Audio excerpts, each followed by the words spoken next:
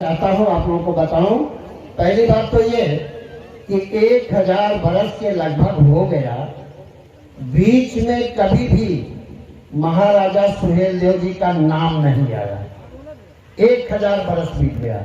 1000 बरस बहुत बड़ा समय होता है। मुगल काल में एक चीज और कहूंगा, हमारे राजनेता लोग, प्रतिनिधि लोग होमवर्क करके जयंती में मनाने जाएं अगर तो जरूर होमवर्क करके जाएं, क्योंकि आप लोग हमारे समाज के आइकन, हमारे समाज के प्रतिनिधि हैं। जो बोलते हैं उसका मीनिंग होता है। बंबई में एक मंत्री ने हमारे बोले कि महाराजा सुहेलदेव जी ने मुगलों के दांत खट्टे कर दिए। ये मंत्री जी के जो कैबिनेट मंत्री हैं, मैं नाम नहीं लूंगा, लेकिन उनकी बात नोट होती है, नोटिस करते हैं लोग। और छत्तीसगढ़ में गया था, वहां हमारे पूर्व विधायक जी बोले महाराजा सुहेलदेव जी मुगलों के दांत खट्टे कर दिए। ये जो पेपर वाले हैं, जो अन्य समाज के लोग हैं, हमारा समाज तो अभी सीख रहा है, लेकिन वो हंसते होंगे कि जब ऐसे लोगों की ऐसा वक्तव्य है तो आम समाज की क्या बात होगी। तो इसलिए जब जाएं तो होमवर्क करके जाएं।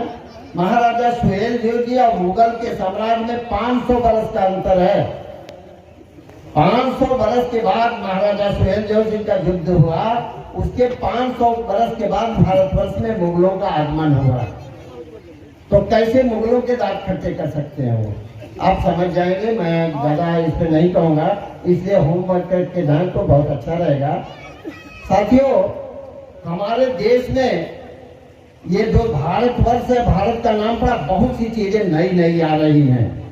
और जो समाज निज पूर्वजों के सद्गुणों का ज्ञान जिसको है नहीं, वह जात जीवित जातियों में रह कभी सकती नहीं। हमारा समाज इसीलिए भटका रहा कि हमारा इतिहास भूला रहा, भटका रहा।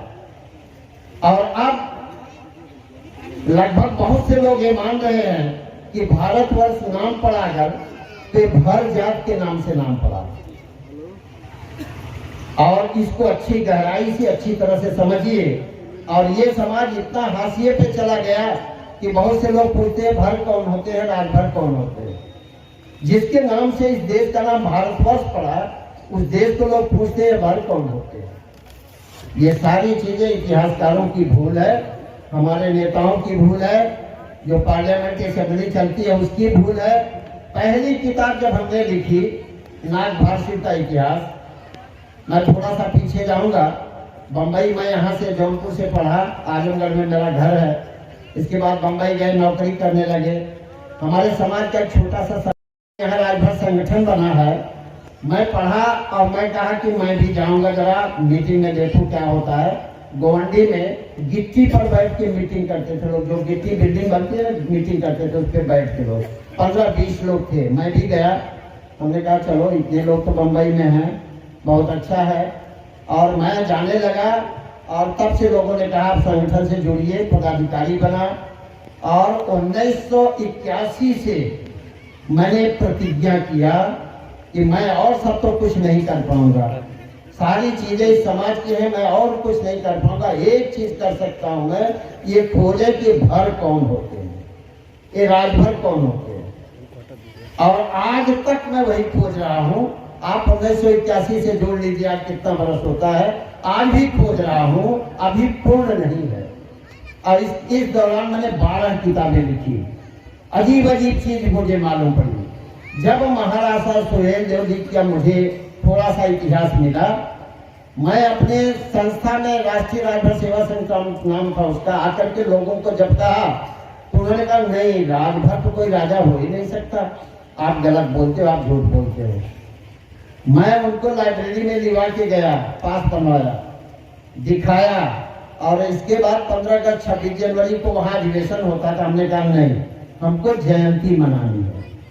बहुत विरोध करता रहा मैं कि जयंती मनानी है, 15 अगस्त 26 जनवरी पूरे देश का है। और हमारे राष्ट्रीय राजभर सेवा संघ की जो कार्यकारिणी थी, उसने कहा नहीं, आपकी बात गलत है, कोई राजा नहीं होता था, नहीं मनाया। हमने कहा मनाना ही है। कहा चलो वोटिंग हो जाए। वोटिंग हो गई, 2 वोट से मैं हार गया। और जब मैं हार गया तो हमने कहा ये संगठन ही छोड़ दूंगा।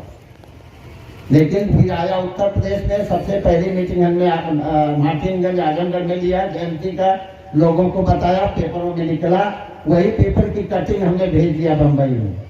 लोगों ने कहा वो ये तो ऐसा कर रहे हैं। कहने का मतलब मैं अपनी बात पे दृढ़ रहा और इतिहास मिलता रहा। जब सुहेल देव की किताब मैंने नागभाषी का इतिहास लिखा तो उस समय सुहेल देव जी का फोटो भारतवर्ष के किसी लाइब्रेरी में नहीं था।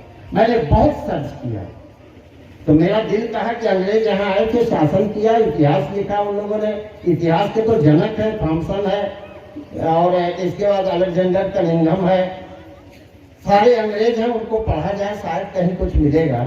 तो मुझे कनिंघम का रिकॉर्ड मिला और पता चला कि लंदन की लाइब्रेरी में, ब्रिटिश लाइब्रेरी नाम है उसका, उसमें सुहेल देव जी का फोटो है। मैं वहां से वो फोटो मंगाया और इतिहास हाथ से बनाया था फोटो उन्होंने, अलेक्जेंडर कनिंघम ने 1877 में। वो फोटो हमने अपनी किताब में दिया 1985 में, जो पहली किताब लिखा। इसके बाद चलता रहा, नेताओं को हम बम्बई में बुलाते रहे। उत्तर प्रदेश से अप्रोच किया गया राजनाथ सिंह जी से कि ये इतिहास है। राजनाथ सिंह कन्विंस हुए और बहन मायावती जी, मैं उनको धन्यवाद दूंगा, उनसे भी मिले। जब हम लोग 16 आदमी का हम लोग का प्रतिनिधिमंडल आया था, बहन जी से मिले, हम लोग काशीराम साहब से मिले।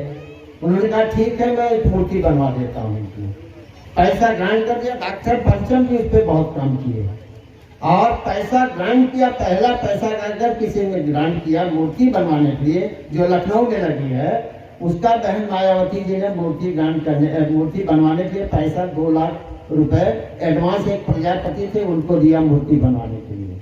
इसके बाद बहन जी की सरकार गिर गई तो भाजपा सरकार आ गई और डॉक्टर पंचम जी यहाँ गवाह है। श्रावस्ती में हम लोग चाहते थे उसी किले पर मूर्ति बने जहाँ सुहेल देव जी का किला है, लेकिन आपसी झगड़ा, बीएसपी और भाजपा का आपसी झगड़ा में वो मूर्ति यहाँ न बैठ करके वही मूर्ति ले जाके लखनऊ में बैठा दी गई और क्लियर कट वहाँ राजभर शब्द नाम के साथ में लिखा गया है।